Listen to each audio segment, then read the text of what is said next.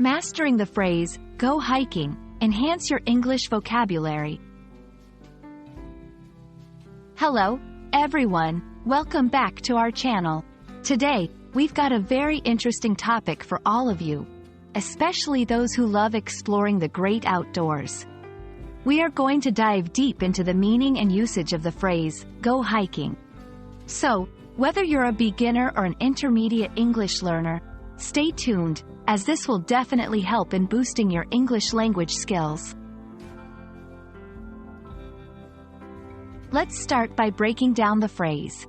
Go hiking is a very common expression used when someone is talking about taking a long, vigorous walk, usually on trails or footpaths in the countryside. Hiking is not just a simple walk. It involves a bit more effort, and it's often done for pleasure, exercise, or to enjoy nature. When we say, go, in this context, we are using it to mean to engage in, or to participate in, an activity.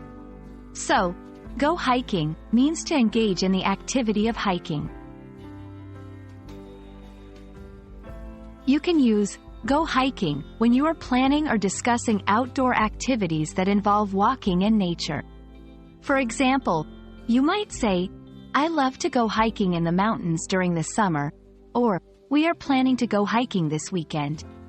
Remember, the focus is on the activity of walking in nature, not just any casual walk. So, you wouldn't use go hiking to talk about a walk in the city or a stroll in the park. One common mistake that learners make is confusing hiking with just walking. While both involve moving on foot, hiking is more specific and is usually more strenuous and takes place in natural settings. Another mistake is using go hiking for short, easy walks. Hiking typically implies a longer duration and possibly challenging terrain.